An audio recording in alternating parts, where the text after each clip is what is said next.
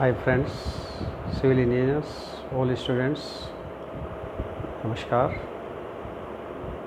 Friends, मैं सुनील गुप्ता अपने YouTube channel के द्वारा आप लोगों से जुड़ने की कोशिश कर रहा हूँ।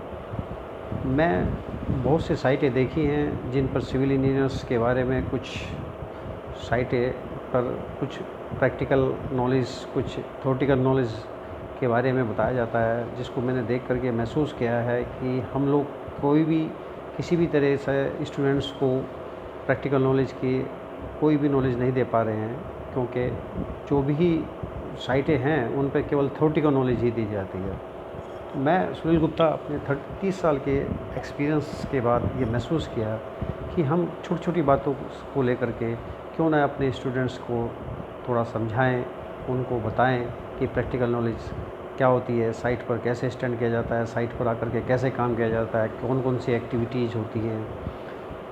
यहाँ पर मैं दोस्तों बताना चाहता हूँ कि जब कोई भी स्टूडेंट्स ग्रेजुएट डिग्री डिप्लोमा लेकर के फील्ड में आता है, तो हमारे इंजीनियरिंग सिस्टम में कोई भी स्पेशलाइजेशन कोर्स नहीं होता, जिसके द्वारा वो केवल छोटा थोड़ा नॉलेज ही लेकर के कोई सर्वे, प्लेन टेबल्स, डंपी लेवल्स और किसी भी तरह की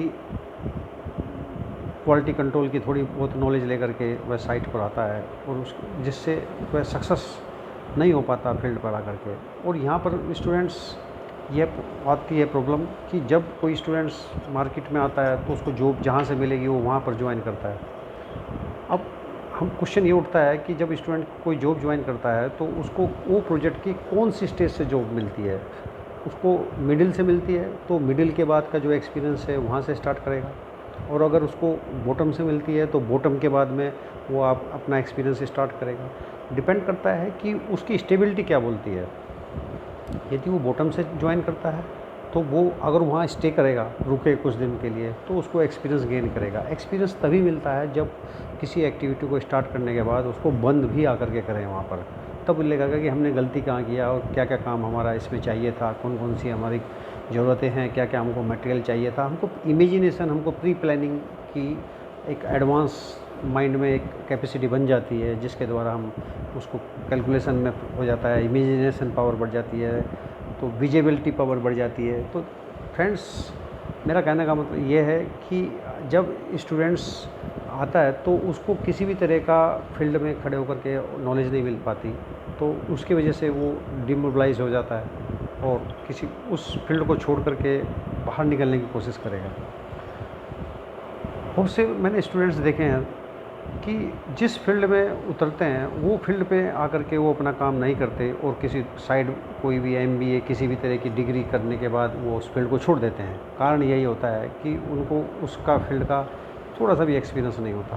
तो यहाँ पर स्टूडेंट, मैं आपसे ये कहना चाहूँगा कि सिविल इंजीनियर्स के अंदर में बहुत से सब्जेक्ट्स होते हैं। रोड होती हैं, ब्रिजेज़ होते हैं, मेट्रोज़ होती हैं, और इंफ्रास्ट्रक्चर्स होते हैं, कॉमर्शियल प्रोजेक्ट्स होते हैं। तो सभी की नॉलेज सभी को नहीं होती।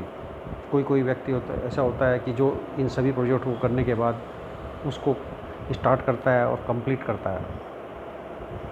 तो दोस्तों, मैं यहाँ पर सबसे पहले आप लोगों को बिल्डिंग स्ट्रक्चर्स के बारे में ही बताऊँगा, जहाँ से मैं उसके एक्सप्रेशन से लगा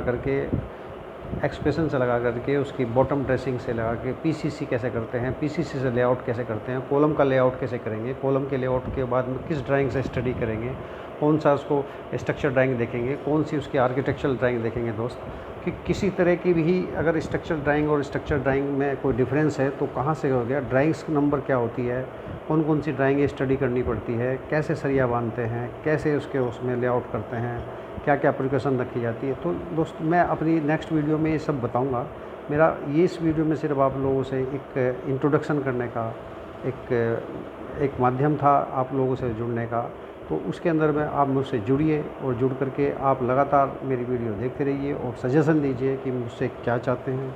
मैं वही आप लोगों को बताऊँगा, आप लोगों की सहायता करूँगा।